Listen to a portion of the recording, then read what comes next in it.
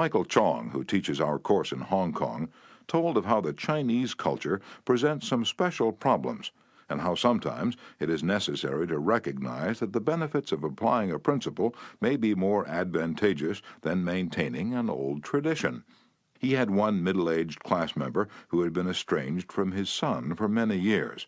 The father had been an opium addict, but now was cured.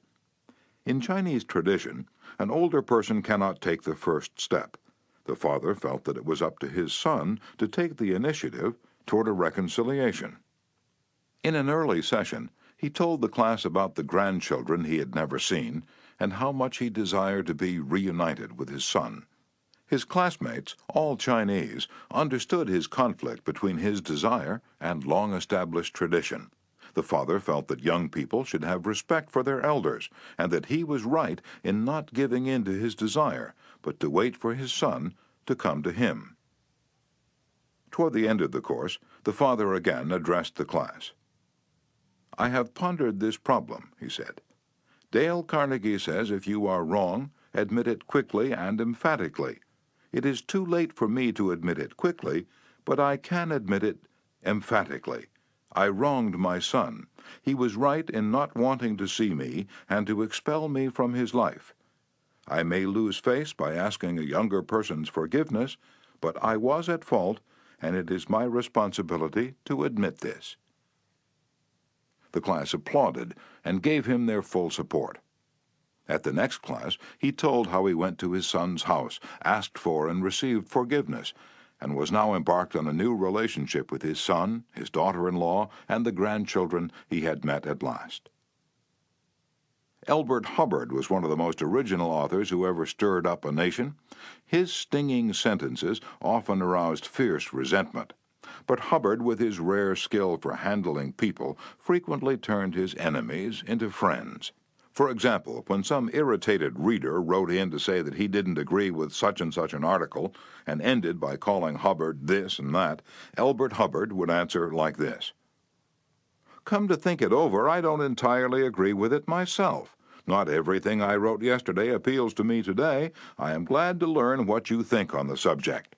The next time you're in the neighborhood, you must visit us, and we'll get this subject threshed out for all time. So here is a hand clasp over the miles, and I am yours sincerely." What could you say to a man who treated you like that? When we're right, let's try to win people gently and tactfully to our way of thinking. And when we're wrong, and that will be surprisingly often if we're honest with ourselves, let's admit our mistakes quickly and with enthusiasm. Not only will that technique produce astonishing results, but, believe it or not, it is a lot more fun under the circumstances than trying to defend oneself.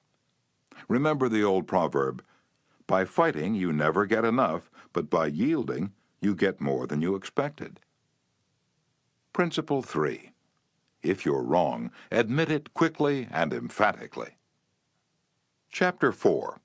A Drop of Honey. If your temper is aroused, and you tell 'em a thing or two, you'll have a fine time unloading your feelings. But what about the other person? Will he share your pleasure?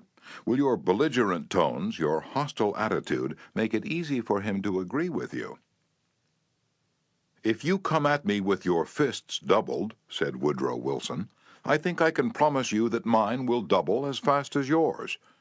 But if you come to me and say, 'Let us sit down and take counsel together, and if we differ from each other, understand why it is that we differ, just what the points at issue are,' we will presently find that we are not so far apart after all, that the points on which we differ are few, and the points on which we agree are many, and that if we only have the patience and the candor and the desire to get together, we will get together."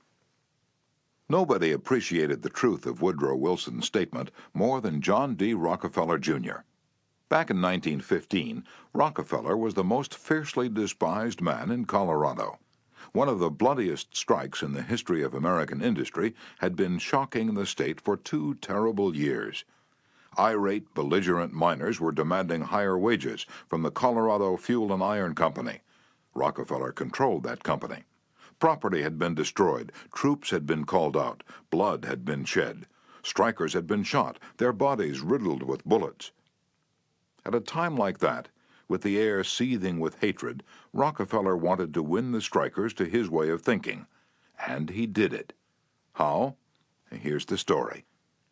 After weeks spent in making friends, Rockefeller addressed the representatives of the strikers. This speech, in its entirety, is a masterpiece. It produced astonishing results. It calmed the tempestuous waves of hate that threatened to engulf Rockefeller. It won him a host of admirers. It presented facts in such a friendly manner that the strikers went back to work without saying another word about the increase in wages for which they had fought so violently. The opening of that remarkable speech follows. Note how it fairly glows with friendliness. Rockefeller, remember, was talking to men who, a few days previously, had wanted to hang him by the neck to a sour apple tree. Yet he couldn't have been more gracious, more friendly, if he had addressed a group of medical missionaries. His speech was radiant with such phrases as, "I am proud to be here, having visited in your homes, met many of your wives and children. We meet here not as strangers, but as friends.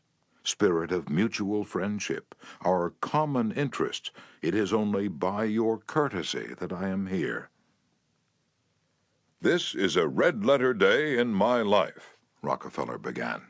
"It is the first time I have ever had the good fortune to meet the representatives of the employees of this great company, its officers and superintendents together, and I can assure you that I am proud to be here, and that I shall remember this gathering as long as I live. Had this meeting been held 2 weeks ago, I should have stood here a stranger to most of you, recognizing a few faces.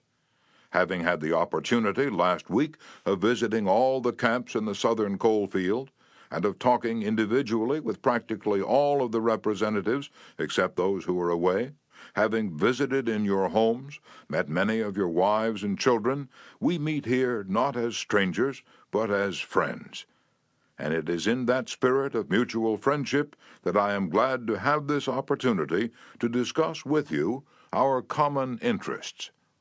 Since this is a meeting of the officers of the company and the representatives of the employees, it is only by your courtesy that I am here, for I am not so fortunate as to be either one or the other. And yet I feel that I am intimately associated with you men, for in a sense I represent both the stockholders and the directors." Isn't that a superb example of the fine art of making friends out of enemies?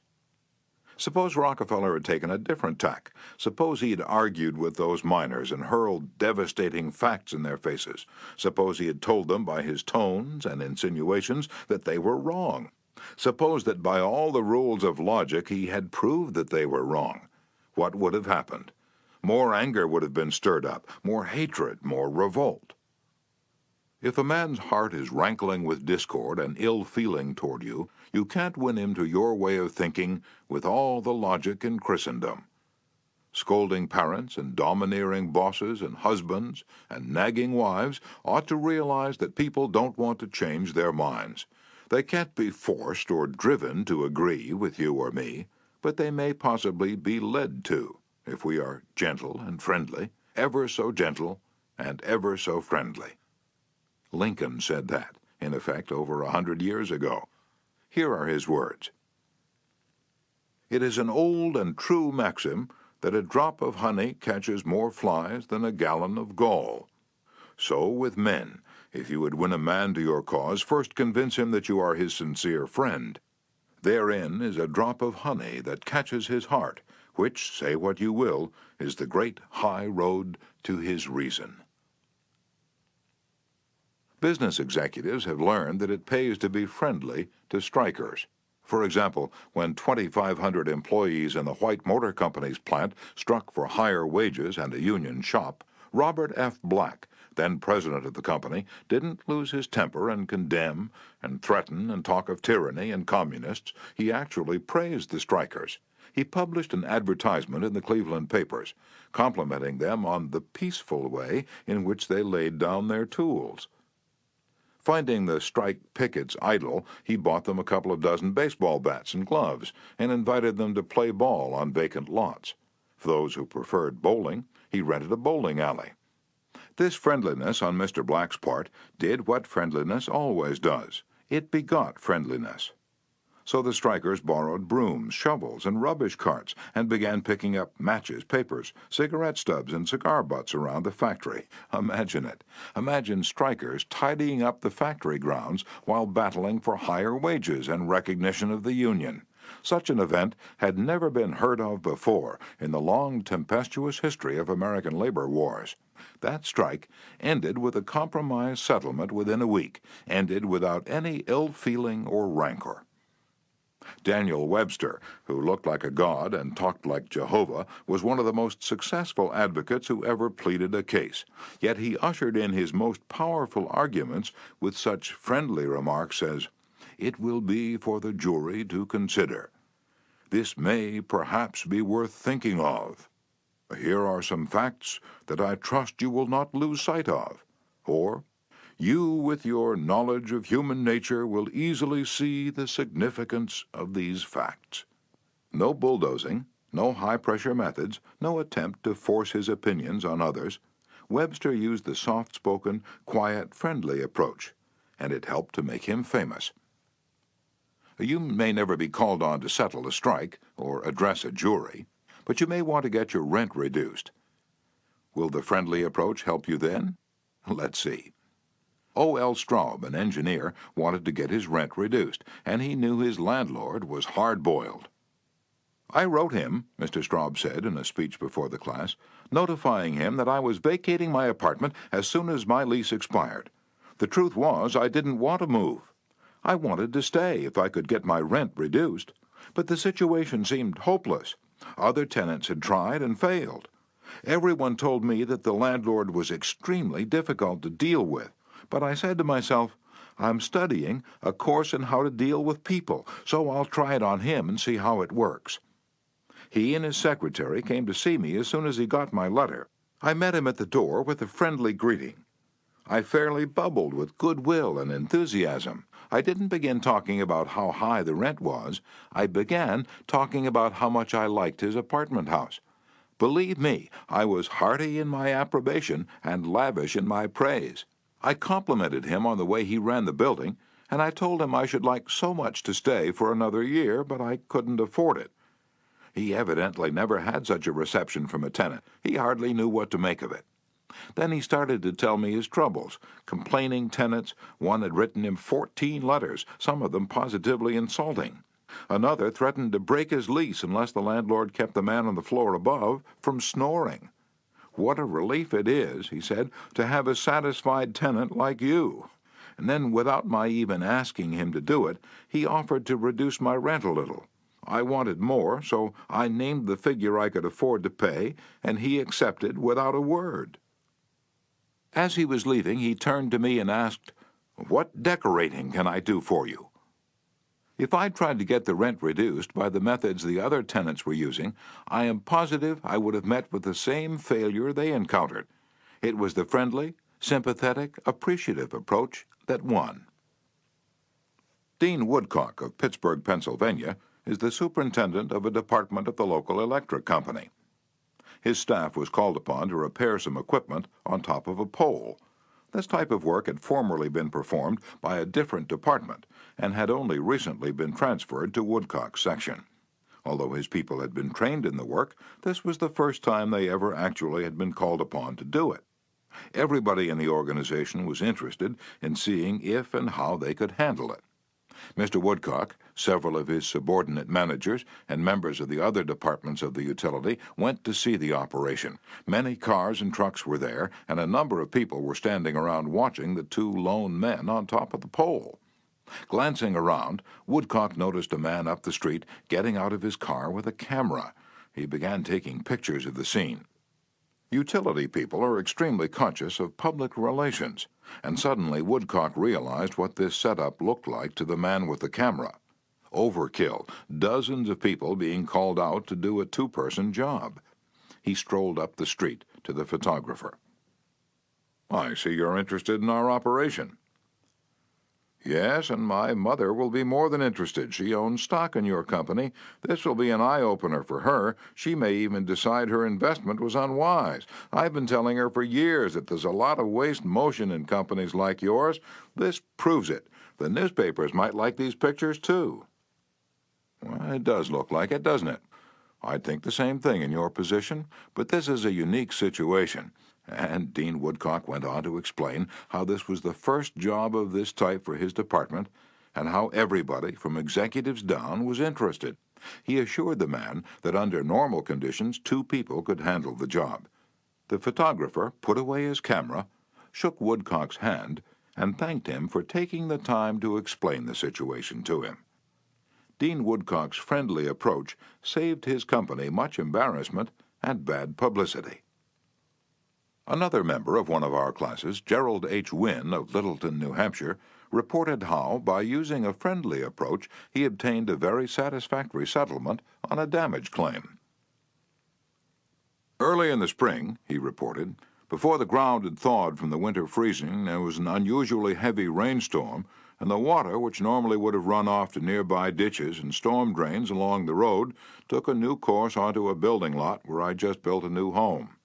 Not being able to run off, the water pressure built up around the foundation of the house.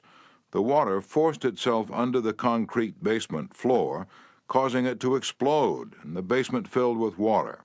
This ruined the furnace and the hot water heater. The cost to repair this damage was in excess of $2,000. I had no insurance to cover this type of damage. However, I soon found out that the owner of the subdivision had neglected to put in a storm drain near the house, which could have prevented this problem. I made an appointment to see him. During the 25-mile trip to his office, I carefully reviewed the situation, and remembering the principles I learned in this course, I decided that showing my anger would not serve any worthwhile purpose. When I arrived, I kept very calm and started by talking about his recent vacation to the West Indies. And then, when I felt the timing was right, I mentioned the little problem of water damage. He quickly agreed to do his share in helping to correct the problem. A few days later, he called and said he would pay for the damage and also put in a storm drain to prevent the same thing from happening in the future. Even though it was the fault of the owner of the subdivision, if I'd not begun in a friendly way, there would have been a great deal of difficulty in getting him to agree to the total liability. Years ago, when I was a barefoot boy walking through the woods to a country school out in northwest Missouri, I read a fable about the sun and the wind. They quarreled about which was the stronger, and the wind said, "I'll prove I am. See the old man down there with the coat? I can get that coat off him quicker than you can."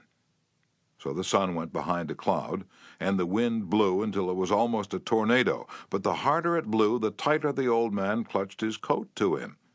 Finally, the wind calmed down and gave up, and then the sun came out from behind the clouds and smiled kindly on the old man.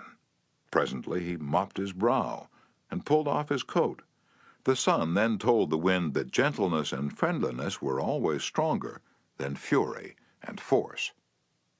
The use of gentleness and friendliness is demonstrated day after day by people who have learned that a drop of honey catches more flies than a gallon of gall.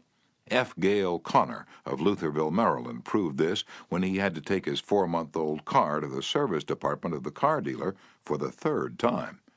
He told our class, "It was apparent that talking to, reasoning with, or shouting at the service manager was not going to lead to a satisfactory resolution of my problems. I walked over to the showroom and asked to see the agency owner, Mr. White. After a short wait, I was ushered into Mr. White's office. I introduced myself and explained to him that I had bought my car from his dealership because of the recommendation of friends who had had previous dealings with him.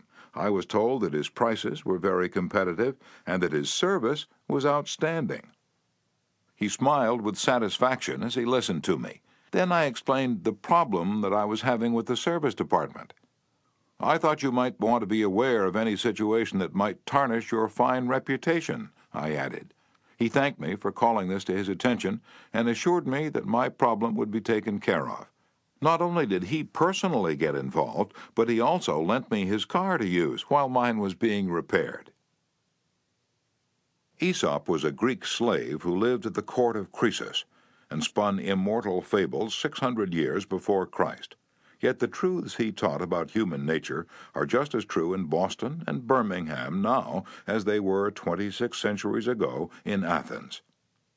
The sun can make you take off your coat more quickly than the wind, and kindliness, the friendly approach, and appreciation can make people change their minds more readily than all the bluster and storming in the world. Remember what Lincoln said: "A drop of honey catches more flies than a gallon of gall." Principle 4. Begin in a friendly way. Chapter 5. The Secret of Socrates. In talking with people, don't begin by discussing the things on which you differ. Begin by emphasizing and keep on emphasizing the things on which you agree. Keep emphasizing, if possible, that you are both striving for the same end, and that your only difference is one of method and not of purpose. Get the other person saying yes, yes at the outset. Keep your opponent, if possible, from saying no. A no response, according to Professor Overstreet, is a most difficult handicap to overcome. When you have said no, all your pride of personality demands that you remain consistent with yourself. You may later feel that the no was ill-advised. Nevertheless, there is your precious pride to consider. Once having said a thing, you feel you must stick to it. Hence it is of the very greatest importance that a person be started in the affirmative direction. The skillful speaker gets at the outset a number of yes responses. This sets the psychological process of the listeners moving in the affirmative direction. It's like the movement of a billiard ball. Propel in one direction, and it takes some force to deflect it, far more force to send it back in the opposite direction. The psychological patterns here are quite clear. When a person says no and really means it, he or she is doing far more than saying a word of 2 letters. The entire organism, glandular, nervous, muscular, gathers itself together into a condition of rejection. There is, usually in minutes, but sometimes in observable degree, a physical withdrawal or readiness for withdrawal. The whole neuromuscular system, in short, sets itself on guard against acceptance. When, to the contrary, a person says yes, none of the withdrawal activities takes place. The organism is in a forward-moving, accepting, open attitude. Hence, the more yeses we can at the very outset induce, the more likely we are to succeed in capturing the attention for our ultimate proposal. It is a very simple technique, this yes response, and yet how much it is neglected. It often seems as if people get a sense of their own importance by antagonizing others at the outset. Get a student to say no at the beginning, or a customer, child, husband, or wife, and it takes the wisdom and the patience of angels to transform that bristling negative into an affirmative. The use of this yes, yes technique enabled James Eberson, who was a teller at the Greenwich Savings Bank in New York City, to secure a prospective customer who might otherwise have been lost. "This man came in to open an account," said Mr. Eberson, "and I gave him our usual form to fill out. Some of the questions he answered willingly, but there were others he flatly refused to answer.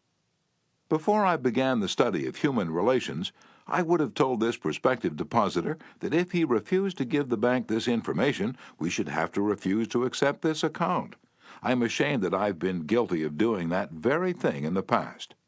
Naturally, an ultimatum like that made me feel good. I had shown who was boss, that the bank's rules and regulations couldn't be flouted. But that sort of attitude certainly didn't give a feeling of welcome and importance to the man who'd walked in to give us his patronage. I resolved this morning to use a little horse sense. I resolved not to talk about what the bank wanted, but about what the customer wanted. And above all else, I was determined to get him saying yes, yes from the very start. So I agreed with him. I told him the information he refused to give was not absolutely necessary. However, I said, suppose you have money in this bank at your death. Wouldn't you like to have the bank transfer it to your next of kin, who's entitled to it according to law? Yes, of course, he replied. Don't you think, I continued, that it would be a good idea to give us the name of your next of kin, so that in the event of your death we could carry out your wishes without error or delay? Again he said yes. The young man's attitude softened and changed when he realized that we weren't asking for this information for our sake, but for his sake. Before leaving the bank, this young man not only gave me complete information about himself, but he opened, at my suggestion, a trust account, naming his mother as the beneficiary for his account, and he gladly answered all the questions concerning his mother also. I found that by getting him to say yes, yes from the outset, he forgot the issue at stake and was happy to do all the things that I suggested.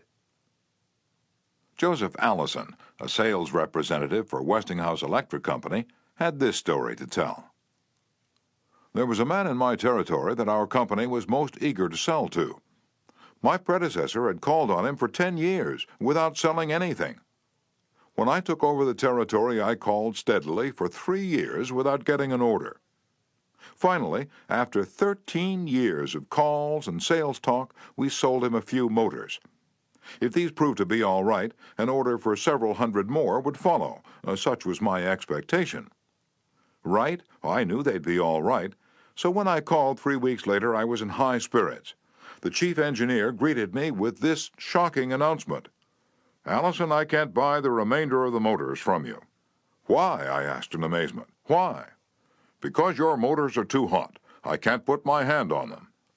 I knew it wouldn't do any good to argue. I'd tried that sort of thing too long. So I thought of getting the yes, yes response. Well, now look, Mr. Smith, I said.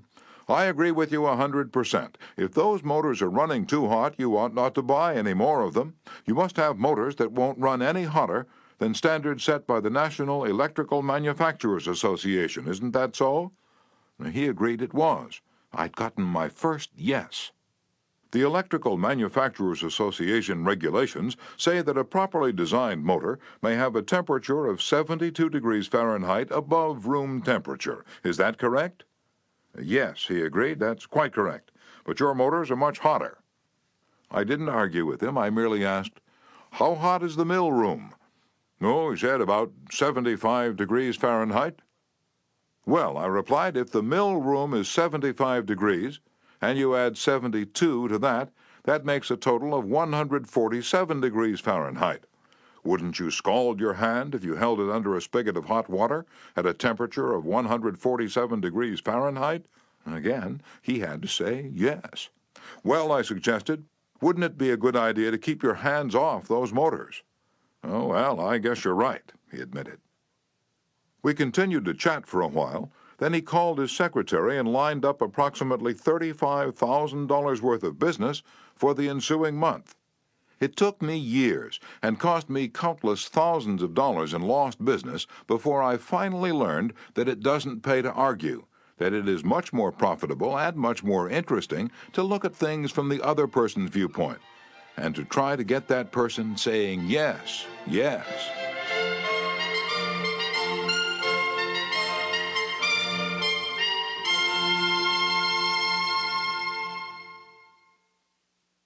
Eddie Snow, who sponsors our courses in Oakland, California, tells how he became a good customer of a shop because the proprietor got him to say yes, yes. Eddie had become interested in bow hunting and had spent considerable money in purchasing equipment and supplies from a local bow store. When his brother was visiting him, he wanted to rent a bow for him from this store. The sales clerk told him they didn't rent bows, so Eddie phoned another bow store. Eddie described what happened. A very pleasant gentleman answered the phone. His response to my question for a rental was completely different from the other place.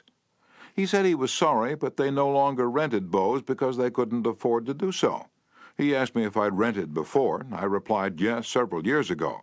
He reminded me that I probably paid $25 to $30 for the rental. I said yes again. Then he asked if I was the kind of person who liked to save money. Naturally, I answered yes. He went on to explain that they had bow sets with all the necessary equipment on sale for $34.95. I could buy a complete set for only $4.95 more than I could rent one. He explained that is why they had discontinued renting them. Did I think that was reasonable? My yes response led to a purchase of the set, and when I picked it up, I purchased several more items at this shop and have since become a regular customer. Socrates, the gadfly of Athens, was one of the greatest philosophers the world has ever known. He did something that only a handful of men in all history have been able to do. He sharply changed the whole course of human thought.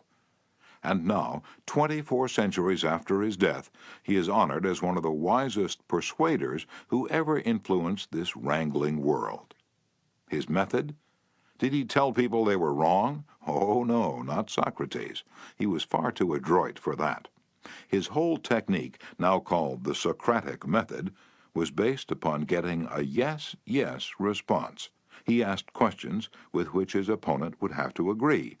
He kept on winning one admission after another until he had an armful of yeses. He kept on asking questions until finally, without realizing it, his opponents found themselves embracing a conclusion they would have bitterly denied a few minutes previously. The next time we're tempted to tell someone he or she is wrong, let's remember old Socrates and ask a gentle question, a question that will get the yes response. The Chinese have a proverb pregnant with the age-old wisdom of the Orient. He who treads softly goes far. They have spent 5,000 years studying human nature, those cultured Chinese, and they have garnered a lot of perspicacity. He who treads softly goes far. Principle 5. Get the other person saying yes immediately. Chapter 6. The safety valve in handling complaints. Most people trying to win others to their way of thinking do too much talking themselves. Let the other people talk themselves out. They know more about their business and problems than you do, so ask them questions. Let them tell you a few things. If you disagree with them, you may be tempted to interrupt, but don't. It's dangerous. They won't pay attention to you while they still have a lot of ideas of their own crying for expression, so listen patiently and with an open mind. Be sincere about it. Encourage them to express their ideas fully. Does this policy pay in business? Let's see. Here is the story of a sales representative who was forced to try it.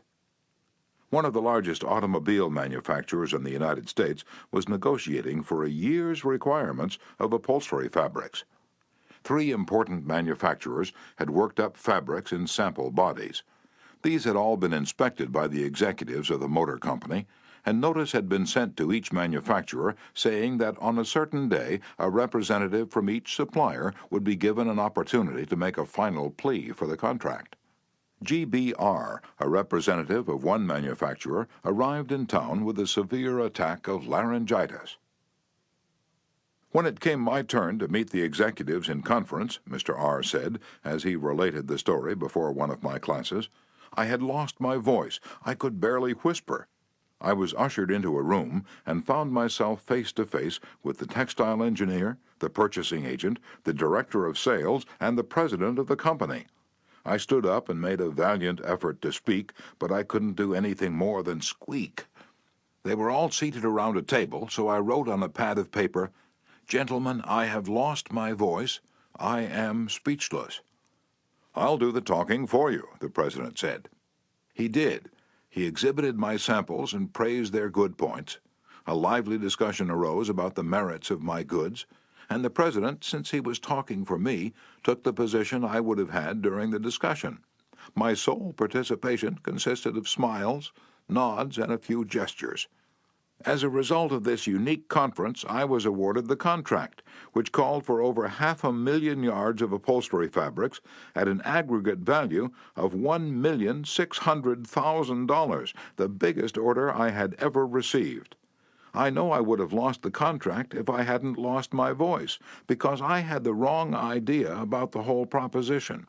I discovered, quite by accident, how richly it sometimes pays to let the other person do the talking. Letting the other person do the talking helps in family situations as well as in business. Barbara Wilson's relationship with her daughter, Lori, was deteriorating rapidly. Lori, who had been a quiet, complacent child, had grown into an uncooperative, sometimes belligerent teenager. Mrs. Wilson lectured her, threatened her, and punished her, but all to no avail. One day, Mrs. Wilson told one of our classes, I just gave up. Lori had disobeyed me and had left the house to visit her girlfriend before she had completed her chores. When she returned, I was about to scream at her for the 10,000th time, but I just didn't have the strength to do it. I just looked at her and said sadly, "Why, Lori, why?" Lori noted my condition and in a calm voice asked, "Do you really want to know?" I nodded, and Lori told me, first hesitantly, and then it all flowed out. I had never listened to her. I was always telling her to do this or that. When she wanted to tell me her thoughts, feelings, ideas, I interrupted with more orders. I began to realize that she needed me not as a bossy mother, but as a confidant, an outlet for all her confusion about growing up, and all I'd been doing was talking when I should have been listening. I had never heard her. From that time on, I let her do all the talking she wanted. She tells me what is on her mind, and our relationship has improved immeasurably. She is, again, a cooperative person. A large advertisement appeared on the financial page of a New York newspaper, calling for a person with unusual ability and experience. Charles T. Kubelis answered the advertisement, sending his reply to a box number. A few days later, he was invited by letter to call for an interview. Before he called, he spent hours in Wall Street finding out everything possible about the person who had founded the business. During the interview, he remarked, "I should be mighty proud to be associated with an organization with a record like yours. I understand you started 28 years ago with nothing but desk room and one stenographer. Is that true?" Almost every successful person likes to reminisce about his early struggles, and this man was no exception. He talked for a long time about how he'd started with $450 in cash and an original idea. He told how he'd fought against discouragement and battled against ridicule, working Sundays and holidays 12 to 16 hours a day, how he finally won against all odds, until now the most important executives on Wall Street were coming to him for information and guidance. He was proud of such a record. He had a right to be, and he had a splendid time telling about it. Finally, he questioned Mr. Kubelis briefly about his experience, then called in one of his vice presidents and said, "I think this is the person we're looking for." Mr. Kubelis had taken the trouble to find out about the accomplishments of his prospective employer. He showed an interest in the other person and his problems. He encouraged the other person to do most of the talking and made a favorable impression. Roy G. Bradley of Sacramento, California, had the opposite problem.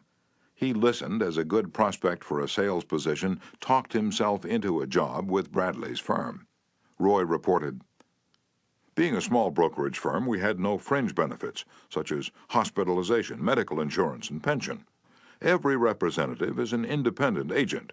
We don't even provide leads for prospects, as we cannot advertise for them as our larger competitors do. Richard Pryor had the type of experience we wanted for this position, and he was interviewed first by my assistant, who told him about all the negatives related to this job. He seemed slightly discouraged when he came into my office. I mentioned the one benefit of being associated with my firm, that of being an independent contractor and therefore virtually being self-employed. As he talked about these advantages to me, he talked himself out of each negative thought he had when he came in for the interview. Several times it seemed as though he was half talking to himself, as he was thinking through each thought. At times I was tempted to add to his thoughts. However, as the interview came to a close, I felt he had convinced himself, very much on his own, that he would like to work for my firm. Because I had been a good listener and let Dick do most of the talking, he was able to weigh both sides fairly in his mind. And he came to the positive conclusion, which was a challenge he created for himself. We hired him, and he has been an outstanding representative for our firm. Even our friends would much rather talk to us about their achievements than listen to us boast about ours. La Rochefoucauld, the French philosopher, said, "If you want enemies, excel your friends. But if you want friends, let your friends excel you." Why is that true? Because when our friends excel us, they feel important. But when we excel them, they, or at least some of them, will feel inferior and envious. By far the best-liked placement counselor in the Midtown Personnel Agency in New York City was Henrietta G. It hadn't always been that way. During the first few months of her association with the agency, Henrietta didn't have a single friend among her colleagues. Why? Because every day she would brag about the placement she had made, the new account she had opened, and anything else she had accomplished. "I was good at my work and proud of it," Henrietta told one of our classes. "But instead of my colleagues sharing my triumphs, they seemed to resent them. I wanted to be liked by these people. I really wanted them to be my friends. After listening to some of the suggestions made in this course, I started to talk about myself less and listen more to my associates. They also had things to boast about and were more excited about telling me about their accomplishments than about listening to my boasting. Now, when we have some time to chat, I ask them to share their joys with me, and I only mention my achievements when they ask." Principle 6. Let the other person do a great deal of the talking. Chapter 7. How to Get Cooperation. Don't you have much more faith in ideas that you discover for yourself than in ideas that are handed to you on a silver platter? If so, isn't it bad judgment to try to ram your opinions down the throats of other people? Isn't it wiser to make suggestions and let the other person think out the conclusion? Adolf Seltz of Philadelphia, sales manager in an automobile showroom and a student in one of my courses, suddenly found himself confronted with the necessity of injecting enthusiasm into a discouraged and disorganized group of automobile salespeople.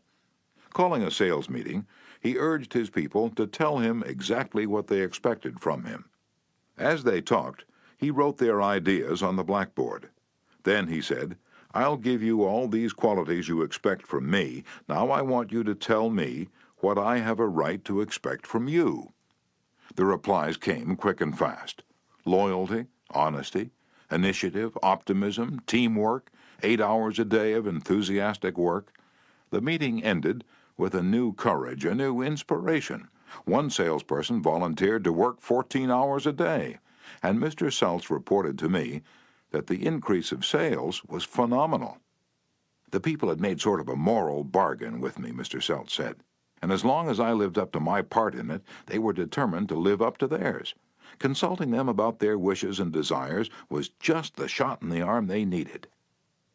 No one likes to feel he or she is being sold something or told to do a thing. We much prefer to feel that we're buying of our own accord or acting on our own ideas. We like to be consulted about our wishes, our wants, our thoughts. Take the case of Eugene Wesson. He lost countless thousands of dollars in commissions before he learned this truth. Mr. Wesson sold sketches for a studio that created designs for stylists and textile manufacturers. Mr. Wesson had called on one of the leading stylists in New York once a week, every week, for 3 years. "He never refused to see me," said Mr. Wesson, "but he never bought. He always looked over my sketches very carefully and then said, 'No, Wesson, I guess we don't get together today.'" After 150 failures, Wesson realized he must be in a mental rut, so he resolved to devote one evening a week to the study of influencing human behavior to help him develop new ideas and generate new enthusiasm. He decided on this new approach. With half a dozen unfinished artist sketches under his arm, he rushed over to the buyer's office. "Here's some uncompleted sketches. Won't you please tell me how we could finish them up in such a way that you could use them?"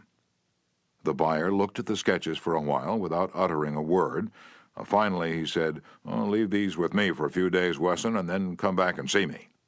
Wesson returned 3 days later, got his suggestions, took the sketches back to the studio, and had them finished according to the buyer's ideas. The result?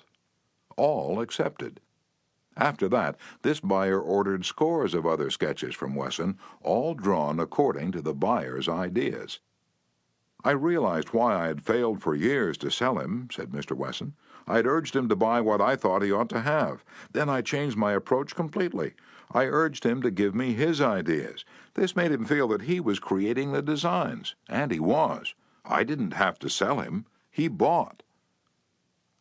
Letting the other person feel that the idea is his or hers not only works in business and politics, it works in family life as well. Paul M. Davis of Tulsa, Oklahoma, told his class how he applied this principle. "My family and I enjoyed one of the most interesting sightseeing vacation trips we'd ever taken. I'd long dreamed of visiting such historic sites as the Civil War battlefield in Gettysburg, Independence Hall in Philadelphia, and our nation's capital. Valley Forge, Jamestown, and the restored colonial village of Williamsburg were high on the list of things I wanted to see. In March, my wife Nancy mentioned that she had ideas for our summer vacation, which included a tour of the western states, visiting points of interest in New Mexico, Arizona, California, and Nevada. She'd wanted to make this trip for several years, but we couldn't, obviously, make both trips. Our daughter Anne had just completed a course in U.S. history in junior high school and had become very interested in the events that had shaped our country's growth. I asked her how she'd like to visit the places she'd learned about on our next vacation. She said she'd love to. 2 evenings later, as we sat around the dinner table, Nancy announced that if we all agreed, the summer's vacation would be to the eastern states, that it would be a great trip for Anne and thrilling for all of us. We all concurred. The same psychology was used by an X-ray manufacturer to sell his equipment to one of the largest hospitals in Brooklyn. This hospital was building an addition and preparing to equip it with the finest X-ray department in America. Dr. L., who was in charge of the X-ray department, was overwhelmed with sales representatives, each caroling the praises of his own company's equipment. One manufacturer, however, was more skillful. He knew far more about handling human nature than the others did. He wrote a letter, something like this: "Our factory has recently completed a new line of X-ray equipment. The first shipment of these machines has just arrived in our office. They are not perfect, we know that, and we want to improve them, so we should be deeply obligated to you if you could find time to look them over and give us your ideas about how they can be made more serviceable to your profession. Knowing how occupied you are, I shall be glad to send my car for you at any hour you specify." "I was surprised to get that letter," Dr. L. said, as he related the incident before the class. "I was both surprised and complimented. I had never had an X-ray manufacturer seeking my advice before. It made me feel important. I was busy every night that week, but I canceled a dinner appointment in order to look over the equipment. The more I studied it, the more I discovered for myself how much I liked it. Nobody had tried to sell it to me. I felt that the idea of buying that equipment for the hospital was my own. I sold myself on its superior qualities and ordered it installed." Ralph Waldo Emerson, in his essay Self-Reliance, stated, "In every work of genius we recognize our own rejected thoughts. They come back to us with a certain alienated majesty." Colonel Edward M. House wielded an enormous influence in national and international affairs while Woodrow Wilson occupied the White House. Wilson leaned upon Colonel House for secret counsel and advice more than he did upon even members of his own cabinet. What method did the colonel use in influencing the president? Fortunately, we know, for House himself revealed it to Arthur D. Howden Smith, and Smith quoted House in an article in the Saturday Evening Post.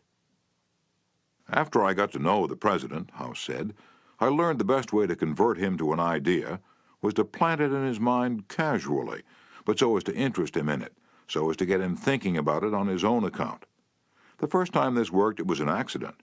I had been visiting him at the White House and urged a policy on him when he appeared to disapprove. But several days later at the dinner table, I was amazed to hear him trot out my suggestion as his own." Did House interrupt him and say, "That's not your idea, that's mine"? Oh, no, not house. He was too adroit for that. He didn't care about credit. He wanted results. So he let Wilson continue to feel that the idea was his. House did even more than that. He gave Wilson public credit for these ideas. Let's remember that everyone we come in contact with is just as human as Woodrow Wilson. So let's use Colonel House's technique. A man in the beautiful Canadian province of New Brunswick used this technique on me and won my patronage. I was planning at the time to do some fishing and canoeing in New Brunswick. So I wrote the Tourist Bureau for information. Evidently my name and address were put on a mailing list, for I was immediately overwhelmed with scores of letters and booklets and printed testimonials from camps and guides. I was bewildered. I didn't know which to choose. Then one camp owner did a clever thing. He sent me the names and telephone numbers of several New York people who had stayed at his camp, and he invited me to telephone them and discover for myself what he had to offer. I found to my surprise that I knew one of the men on his list. I telephoned him, found out what his experience had been, and then wired the camp the date of my arrival. The others had been trying to sell me on their service, but one let me sell myself. That organization won. 25 centuries ago, Lao Tse, a Chinese sage, said some things that readers of this book might use today. The reason why rivers and seas receive the homage of 100 mountain streams is that they keep below them. Thus they are able to reign over all the mountain streams. So the sage, wishing to be above men, putteth himself below them. Wishing to be before them, he putteth himself behind them. Thus, though his place be above men, they do not feel his weight. Though his place be before them, they do not count it an injury. Principle 7. Let the other person feel that the idea is his or hers. Chapter 8. A formula that will work wonders for you. Remember that other people may be totally wrong, but they don't think so. Don't condemn them. Any fool can do that. Try to understand them. Only wise, tolerant, exceptional people even try to do that. There's a reason why the other man thinks and acts as he does. Ferret out that reason, and you have the key to his actions, perhaps to his personality. Try honestly to put yourself in his place. If you say to yourself, "How would I feel? How would I react if I were in his shoes?" you will save yourself time and irritation, for by becoming interested in the cause, we are less likely to dislike the effect. And in addition, you will sharply increase your skill in human relationships. Stop a minute, says Kenneth M. Good in his book How to Turn People into Gold. Stop a minute to contrast your keen interest in your own affairs with your mild concern about anything else. Realize then that everybody else in the world feels exactly the same way. Then, along with Lincoln and Roosevelt, you will have grasped the only solid foundation for interpersonal relationships, namely, that success in dealing with people depends on a sympathetic grasp of the other person's viewpoint. Sam Douglas of Hempstead, New York, used to tell his wife that she spent too much time working on their lawn, pulling weeds, fertilizing, cutting the grass twice a week when the lawn didn't look any better than it had when they moved into their home 4 years earlier. Naturally, she was distressed by his remarks, and each time he made such remarks, the balance of the evening was ruined. After taking our course, Mr. Douglas realized how foolish he'd been all those years. It never occurred to him that she enjoyed doing that work, and she might really appreciate a compliment on her diligence.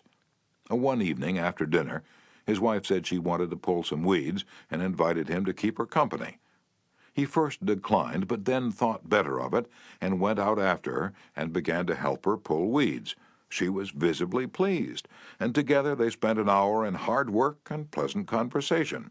After that, he often helped her with the gardening and complimented her on how fine the lawn looked. What a fantastic job she was doing with the yard where the soil was like concrete. Result? A happier life for both, because he had learned to look at things from her point of view. even if the subject was only weeds. In his book, Getting Through to People, Dr. Gerald S. Nierenberg commented, "Cooperativeness in conversation is achieved when you show that you consider the other person's ideas and feelings as important as your own. Starting your conversation by giving the other person the purpose or direction of your conversation, governing what you say by what you would want to hear if you were the listener, and accepting his or her viewpoint will encourage the listener to have an open mind to your ideas."